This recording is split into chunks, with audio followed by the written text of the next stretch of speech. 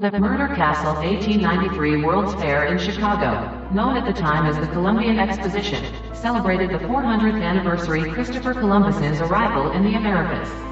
The enormous exhibition featured many wondrous exhibits, including the United States' first gas-powered motorcar, the Daimler quadricycle, and a 1,500-pound statue of the Venus de Milo made of chocolate.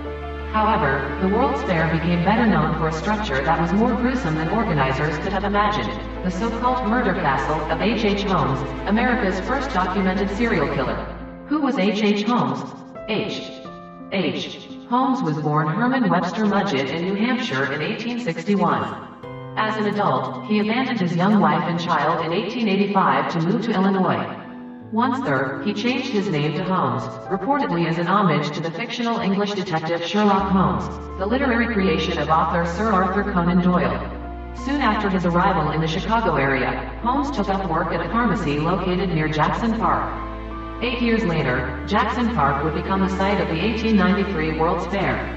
The Columbian Exposition, as it was called, was designed by some of America's leading architects, including Frederick Law Olmsted, and included exhibits from more than 40 countries.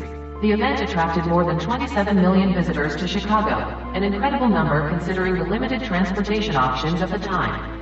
Holmes took advantage of some of the many visitors to the city, including young women who came to Chicago for jobs at the fairgrounds. The Murder Castle historians believe Holmes, a masterful and charismatic con artist, had swindled money from his drugstore employers. He purchased an empty lot in the Englewood neighborhood of Chicago, and built a labyrinthine structure with shops on the first floor and small apartments above.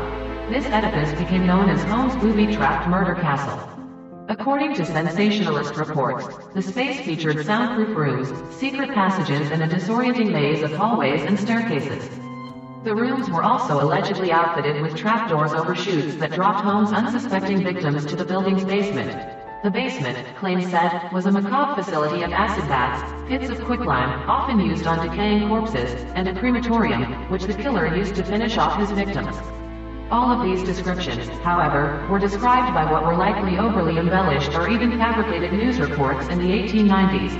Holmes' victims. While reports suggest Holmes killed as many as 200 people in his sinister lair, his actual number of victims may have been much lower.